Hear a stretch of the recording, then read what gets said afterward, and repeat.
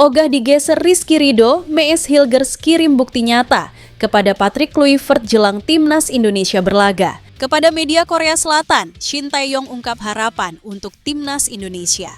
PSSI akhirnya ungkap masalah Mauro Zijlstra belum bisa gabung timnas Indonesia. Timnas Indonesia sulit terima tawaran tanding Rusia, mini turnamen dengan Malaysia pun belum disikapi. AFC beri hukuman tambahan ke pemain Cina Jelang lawan Timnas Indonesia di kualifikasi Piala Dunia 2026 karena tendangan horor.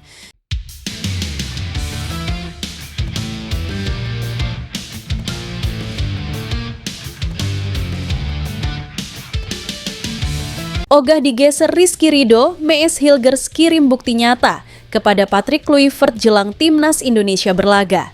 Mees Hilgers baru-baru ini membuktikan dirinya melalui penampilan terkini di lapangan, seakan menolak untuk kalah saing dari Rizky Ridho di timnas Indonesia. Dua nama bek tangguh ini, Mees Hilgers dan Rizky Ridho, kini menjadi pembahasan hangat dalam skema 3 bek andalan Patrick Kluivert di timnas Indonesia. Pertanyaan ini muncul seiring penampilan ciamik Rizky Ridho saat menggantikan Mees Hilgers yang absen karena cedera pada laga kontra Bahrain di bulan Maret lalu. Namun Mees Hilgers ogah digeser begitu saja. Ia pun memberi sinyal kuat kepada Patrick Kluivert bahwa dirinya belum habis. Solusinya, Hilgers menunjukkan performa luar biasa di Eropa bersama klubnya FC Twente sebagai bentuk pembuktian. Dalam pertandingan pekan ke-30 1 Eredivisie antara FC Twente versus Sparta Rotterdam, Minggu 4 Mei 2025, Mees Hilgers tampil sebagai starter dan sukses mengawal lini belakang dengan solid. Hasil ini membuat Twente mengemas 51 poin dan duduk di posisi 5 klasemen, menjaga peluang lolos ke kompetisi Eropa musim depan. Hilgers mencatatkan rating 7,9 menurut Votenbob, yang mana menjadi bek dengan rating tertinggi kedua di kubu Twente setelah bek kanan Bart van Rooij. Menurut catatan Votenbob, Hilgers mengukir 8 umpan panjang yang 4 diantaranya berakhir dengan sukses. Kemudian, semua tackle dari 4 percobaan yang dilakukannya berakhir sukses. Performa ini jelas menjadi kode keras dari Mees Hilgers kepada Kluivert. Ia ingin menunjukkan bahwa dirinya masih bek terbaik Indonesia meski absen di laga penting kontra Bahrain. Namun, persaingan bukan berarti permusuhan.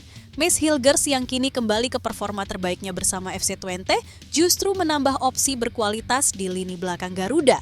Dengan usianya yang masih 23 tahun, pengalaman bermain di Eredivisie, dan status sebagai pemain naturalisasi sejak 2024, Hilgers diharapkan menjadi pilar jangka panjang untuk timnas Indonesia.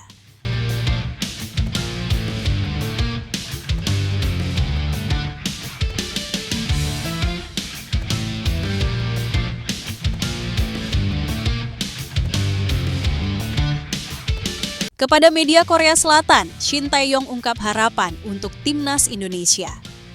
Mantan pelatih timnas Indonesia, Shin Tae-yong, belum lama ini mendapat kesempatan diwawancarai media Korea Selatan. Sebagai informasi, Shin Tae-yong kini menjabat sebagai General Manager tim Seongnam FC. Pada kesempatan tersebut, Shin Tae-yong mendapat pertanyaan terkait harapan untuk timnas Indonesia. Khususnya yakni soal nasib timnas Indonesia di putaran ketiga kualifikasi Piala Dunia 2026 zona Asia. Timnas Indonesia sementara menempati peringkat keempat grup C dengan raihan 9 poin. Skuad Garuda wajib mempertahankan posisi tersebut bila ingin lolos ke babak selanjutnya. Bila turun satu peringkat saja, timnas Indonesia akan tersingkir. Shin Tae-yong berharap timnas Indonesia bisa finish di peringkat 4. Pelatih asal Korea Selatan itu yakin timnas Indonesia bisa memenuhi target tersebut. Salah satu alasannya yakni karena skuad timnas Indonesia dihuni pemain yang berkualitas. Secara pribadi saya rasa bisa naik sampai posisi keempat. Basis pemainnya tidak buruk. Selama saya di sana, saya membangun fondasi yang kokoh dengan anggota yang ada. Itu akan semudah itu dan posisi 4 sudah cukup, kata Shin Tae-yong, dilansir dari 442. Sementara itu, timnas Indonesia masih menyisakan 2 laga lagi di grup C putaran ketiga kualifikasi Piala Dunia 2026 zona Asia.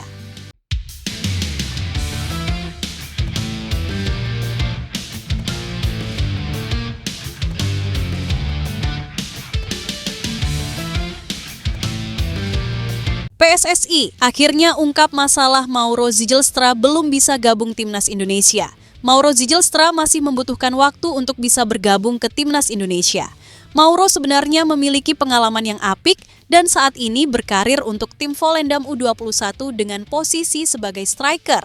Dia musim ini mencatatkan 6 gol dan 1 assist dari 5 penampilan. Darah Indonesia yang pemain mengalir dari neneknya dari jalur ayah yang dikabarkan dari Bandung.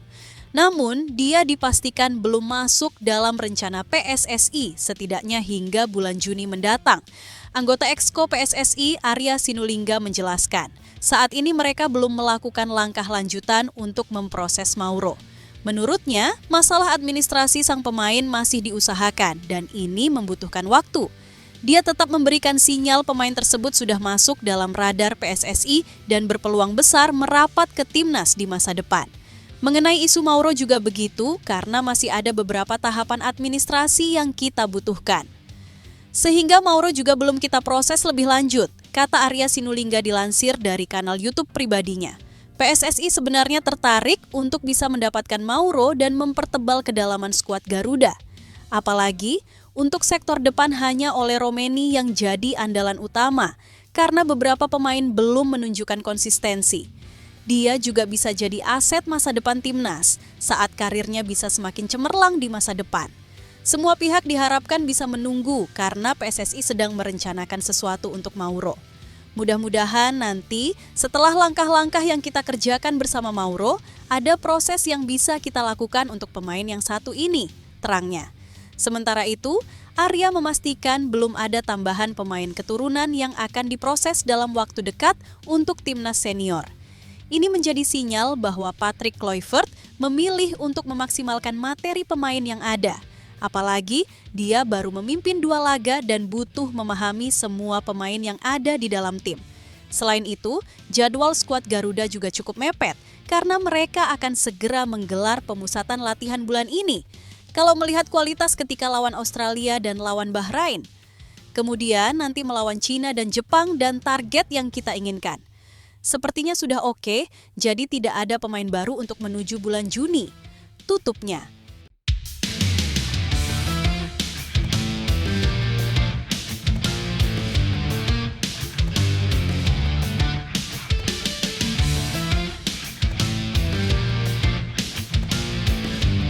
Timnas Indonesia sulit terima tawaran tanding Rusia. Mini turnamen dengan Malaysia pun belum disikapi. Diberitakan sebelumnya, Timnas Indonesia mendapat beberapa tawaran bertanding untuk FIFA Matchday September 2025. Seperti diketahui, jendela FIFA Matchday September menjadi agenda kosong buat Timnas Indonesia setelah menyelesaikan kualifikasi Piala Dunia 2026 putaran, ketiga rampung pada Juni 2025. Andai Timnas Indonesia lolos ke putaran keempat, maka September sangat cocok dipakai sebagai agenda uji coba mempersiapkan laga yang lebih kompetitif. Mereka diantaranya adalah Rusia, Kazakhstan, Uzbekistan, Malaysia, dan Lebanon. Untuk 3 nama negara yang disebutkan pertama, hal ini sebagaimana dilansir dari akun X Voice of Rusia. Kami telah menerima informasi bahwa Timnas Indonesia berencana untuk melakukan pertandingan persahabatan melawan Uzbekistan, Kazakhstan, dan Rusia, tulisnya. Pertandingan ini digelar pada September 2025. Sementara kabar dari akun Instagram ASEAN Football menyebutkan Indonesia akan tergabung di mini turnamen 3 negara bersama Malaysia dan Lebanon. Seluruh kabar tersebut kemudian direspons oleh PSSI melalui salah satu exco, Arya Sinulinga. Ini memang menarik FIFA Matchday kali ini karena kebetulan September itu kita kosong tidak ada pertandingan, kata Arya Sinulinga dilansir bolasport.com dari kanal YouTube pribadinya. Persiapan juga untuk kalau misalnya kita ke putaran keempat, maka kita ada waktu kosong September, jadi ada pertandingan. Menurut Arya, tawaran tanding dari Rusia sulit diterima karena berbagai pertimbangan. Banyak negara menawarkan ke kita, ujar Arya. Ada Rusia misalnya, sepertinya cukup berat kita menerima tawaran dari Rusia, jadi kecil kemungkinan kita melawan Rusia. Karena ada pertimbangan-pertimbangan teknis dan sebagainya. Lanjutnya, sementara PSSI juga belum mengambil sikap soal turnamen mini dengan Malaysia dan Lebanon. PSSI masih terus menimbang untuk melihat opsi terbaik, juga karena waktunya dinilai masih lama hingga September 2025. Kualifikasi Piala Asia 2027 di Johor, 25 Maret 2025. Mereka akan bertemu lawan berat, yakni Vietnam. Kemudian ada ide untuk menggelar mini turnamen, kata Arya. Ada beberapa negara yang mulai kita tawarkan untuk bermain di Indonesia, ada Lebanon bisa juga, isunya ada Malaysia mungkin juga. Tetapi kita belum tahu karena masih proses dan September masih lama dan masih menunggu tahapan selanjutnya, tutupnya.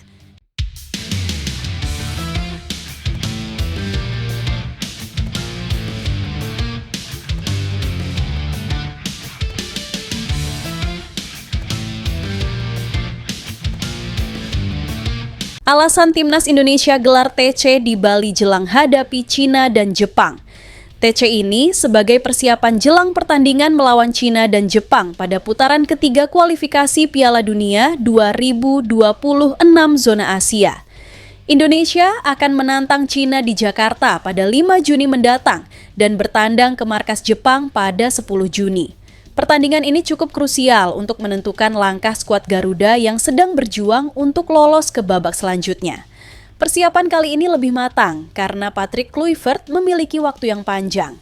Anggota Exco PSSI, Arya Sinulinga, menjelaskan bahwa pemain Timnas Indonesia kali ini memiliki waktu yang lebih longgar. Mereka bisa dipanggil lebih cepat karena beberapa kompetisi akan berakhir bulan Mei ini.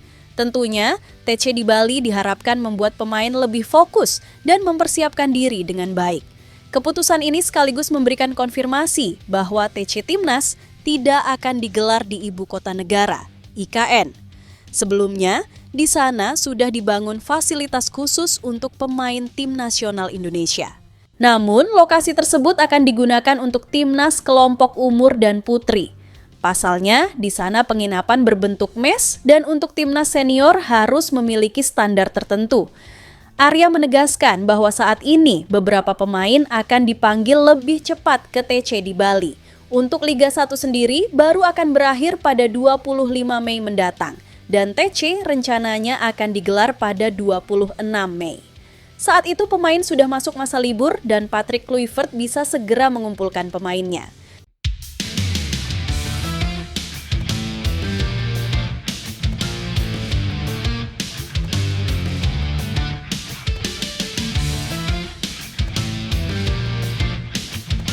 Shin Tae-yong prediksi posisi akhir Timnas Indonesia di putaran ketiga kualifikasi Piala Dunia 2026.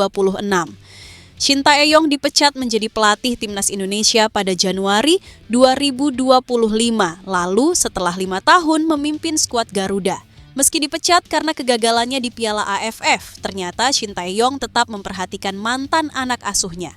Bahkan dengan kesibukannya sebagai wakil ketua umum PSSI-nya Korea Selatan dan manajer Seongnam FC, Shin Tae-yong tetap mengikuti perjalanan mereka di kualifikasi Piala Dunia 2026. Saat ini Timnas Indonesia berada di posisi 4 klasemen, sementara grup C dengan raihan 9 poin. Timnas Indonesia pun bersaing ketat dengan Bahrain dan Cina yang sama-sama memiliki 6 poin. Shin Tae-yong mengaku tetap mengikuti perkembangan skuad Garuda karena merasa pemain seperti anaknya sendiri. Saya sayang pada mereka karena mereka adalah pemain yang sudah saya besarkan selama 5 tahun. Para penggemar masih mengenali saya sangat bersyukur, kata Shin Tae-yong dikutip dari laman 442, Selasa, 6 Mei 2025. Shin Tae-yong mengaku optimis J-Itzes bisa melanjutkan perjuangan dengan lolos di putaran keempat kualifikasi Piala Dunia 2026. Seperti diketahui, pada putaran ketiga ini, posisi pertama dan kedua akan otomatis lolos ke Piala Dunia. Sedangkan posisi 3 dan 4 akan melanjutkan perjuangan di putaran keempat. Sedangkan perjalanan menuju Piala Dunia akan terhenti jika tim terhenti di posisi 5 dan 6. Saya pribadi merasa kita bisa mempertahankan posisi keempat. Dasar pemainnya tidak berubah seperti ketika saya di sana, kata Shin Tae-yong. Saya membuat pemain yang ada menjadi sangat solid, saya rasa kita tidak akan kalah semudah itu dan posisi keempat sudah cukup, kata Shin Tae-yong.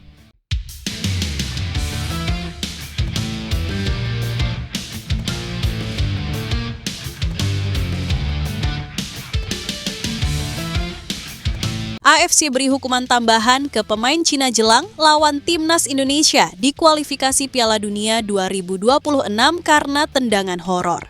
Kabar buruk itu ialah pemain andalan Branko Ivankovic mendapatkan sanksi dari AFC, yakni Lin Liangming.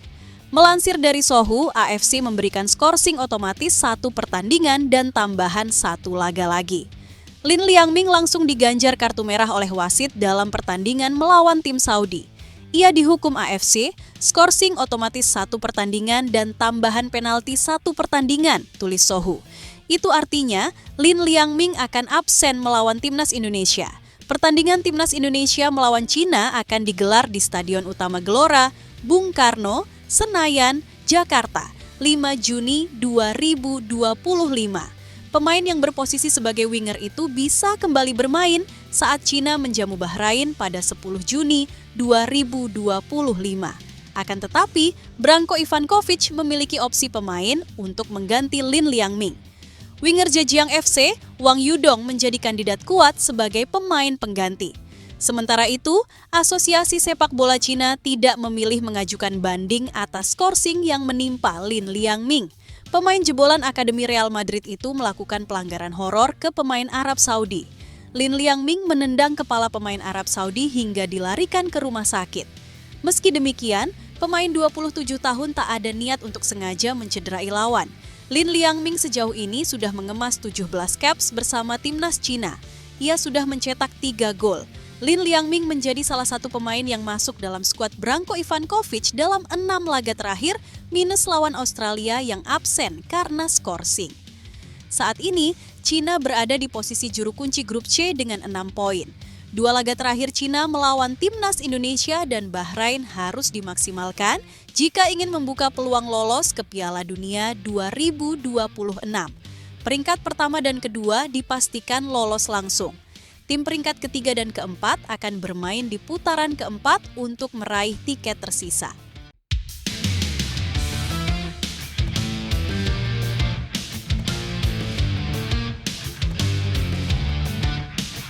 Indonesia, pastikan ikut bidding tuan rumah kualifikasi Piala Dunia 2026 putaran keempat.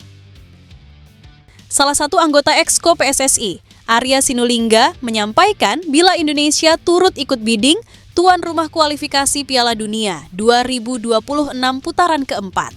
Beberapa waktu terakhir, pemberitaan dipenuhi dengan kabar AFC menawari anggotanya untuk jadi tuan rumah kualifikasi Piala Dunia 2026 putaran keempat.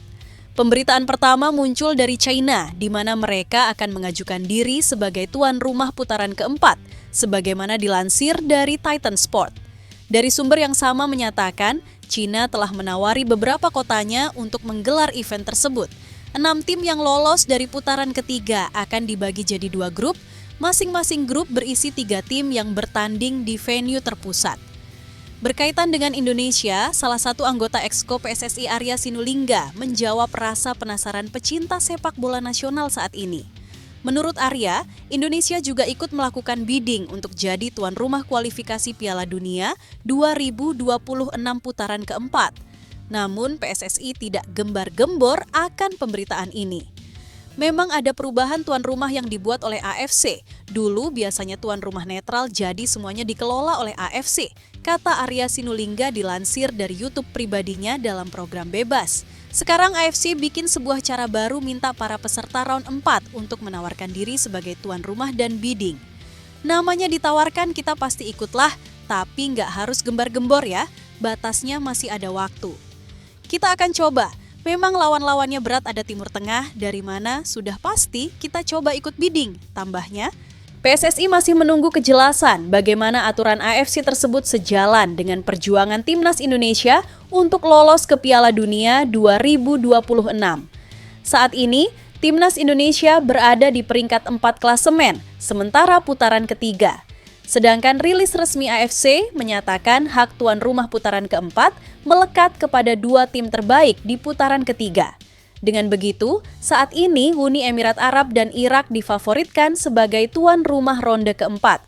Kualifikasi Piala Dunia 2026 putaran keempat akan ada 3 matchday untuk mengakomodasinya. Pertandingan putaran keempat akan dilakukan pada 8, 11 dan 14 Oktober 2025. Pemenang tiap grup akan melaju langsung ke putaran final Piala Dunia 2026. Sedangkan runner-up akan melaju ke putaran kelima. Sedangkan juru kunci grup akan tersingkir.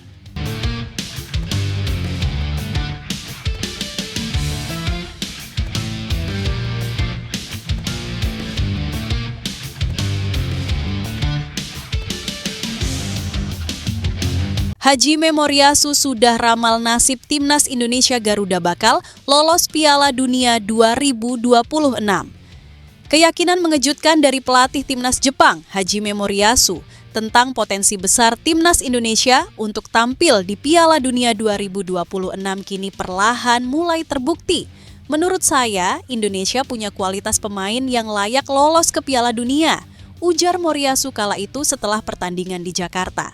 Pernyataan tersebut bukan basa-basi. Meski Jepang saat itu sudah mengunci posisi puncak klasemen grup C dengan rekor sempurna, Moriyasu mengaku terkesan dengan semangat dan kualitas yang ditunjukkan para pemain Garuda. Terutama setelah Indonesia mencetak hasil mengejutkan dengan menahan imbang dua kekuatan tradisional Asia, Arab Saudi, Bahrain, dan Australia. Namun, bukan hanya hasil yang jadi sorotan Moriyasu. Ia pun menyarankan agar federasi dan pemerintah terus mendukung program naturalisasi dengan menyaring pemain keturunan yang benar-benar berkualitas.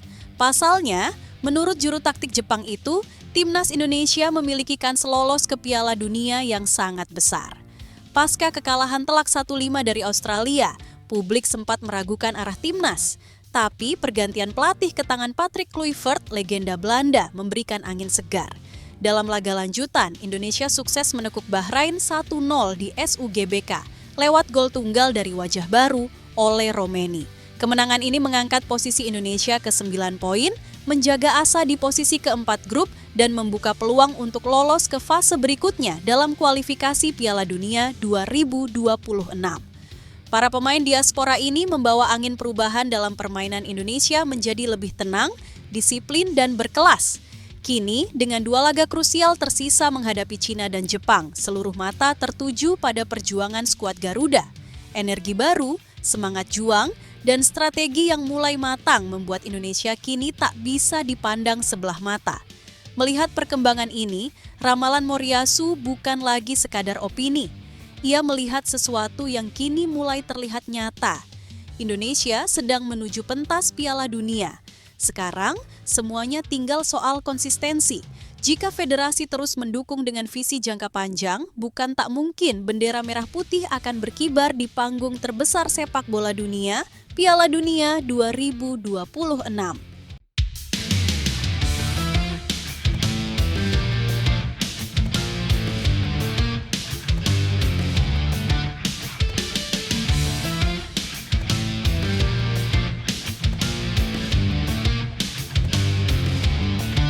Skenario ajaib media Cina, tim Dragons kalahkan Timnas Indonesia dan terbang ke posisi 3.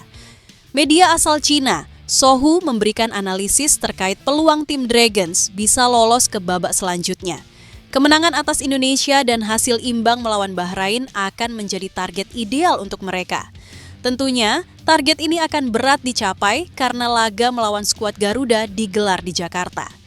Hasil imbang melawan Bahrain di pertandingan terakhir akan membuat mereka mendapatkan 10 poin. Indonesia akan tetap mendapatkan 9 poin jika mereka kalah dari Cina.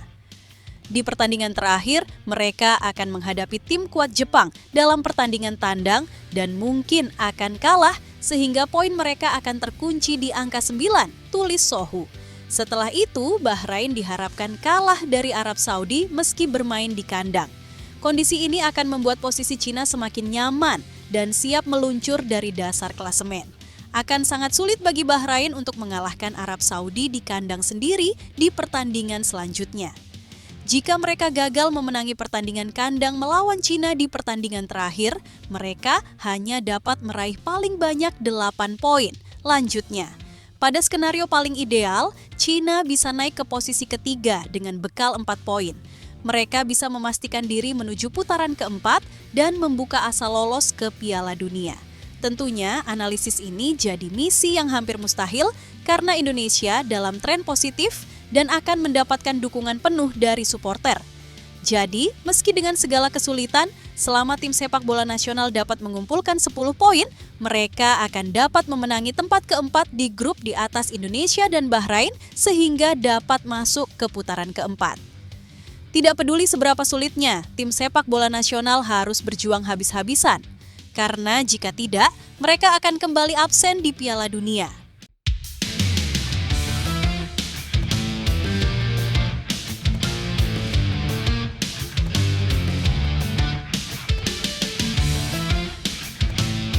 PSSI diisukan menaturalisasi 5 pemain lagi.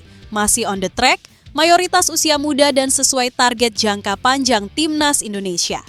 Nama yang santer beredar antara lain Mauro Zylstra, Pascal Struijk, Miliano Jonathansdien Silon Zandbergen, dan Tristan Goijer. Apa alasan Gus Nul yakin menyebut program naturalisasi tersebut masih berada di jalur yang benar? Jika isu itu jadi kenyataan, tentu sangat bermanfaat bagi masa depan Timnas Indonesia. Dari 5 calon naturalisasi baru itu, hanya Pascal Struijk yang berusia 25 tahun. Sisanya masih berumur 20 sampai 21 tahun. Artinya, PSSI masih mencari pemain muda untuk jangka panjang. Katanya, untuk tujuan jangka pendek, bila proses naturalisasi 5 pemain itu dikebut, bisa menambah kekuatan Timnas Indonesia pada lanjutan putaran ketiga kualifikasi Piala Dunia 2026. Patrick Kluivert tentu memprioritaskan mencari pemain yang langsung dipakai untuk kualifikasi Piala Dunia 2026. Dia paling tahu kebutuhan di sektor mana agar Timnas Indonesia makin kuat untuk jangka pendek, jelasnya. Beberapa waktu lalu, Patrick Kluivert dan stafnya telah terbang langsung ke Inggris menemui 2 pemain Timnas Indonesia di klub Oxford United, yakni Ole Romeni dan Marcelino Ferdinand. Termasuk melobi Pascal Struijk yang baru saja membawa Leeds United promosi ke Premier League. Ayah Miliano Jonathans juga sempat menyambangi Jakarta ketika Timnas Indonesia menjamu Bahrain. Gelagat inilah yang dikaitkan dengan isu perpindahan kewarganegaraan pemain bersangkutan. Pemerhati sepak bola senior asal Malang itu juga menjelaskan pemain diaspora yang diincar Patrick Kluivert tentu saja untuk kepentingan Timnas Indonesia U23 asuhan Gerald Vandenburg yang akan menjalani kualifikasi Piala Asia U23 nanti. Langkah PSSI dan Patrick Kluivert sudah bisa dibaca. Kemana arah tujuan naturalisasi 5 pemain baru nanti? Jika mengamati usia 4 pemain muda itu, jelas misinya untuk Timnas Indonesia U2. Ucapnya,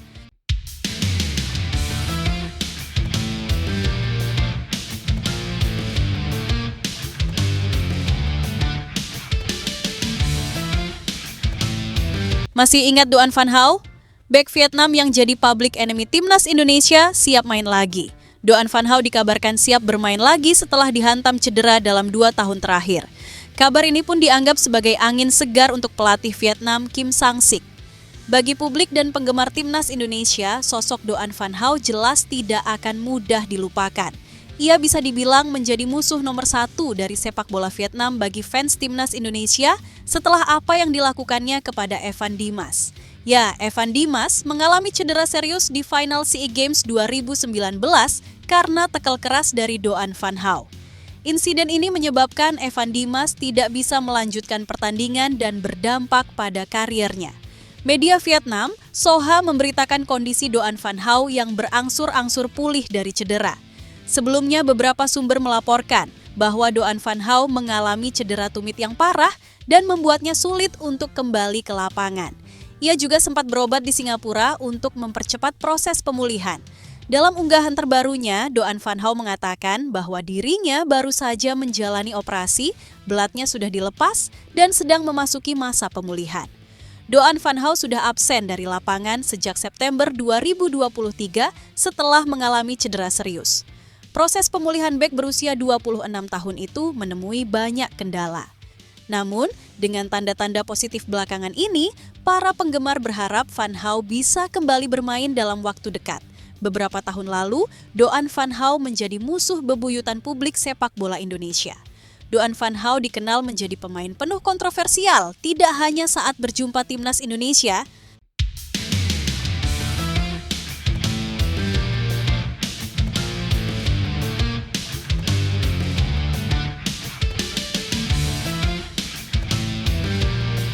Exco PSSI pastikan Gelora Delta Sidoarjo. Jadi tuan rumah kualifikasi Piala Asia U23 2026.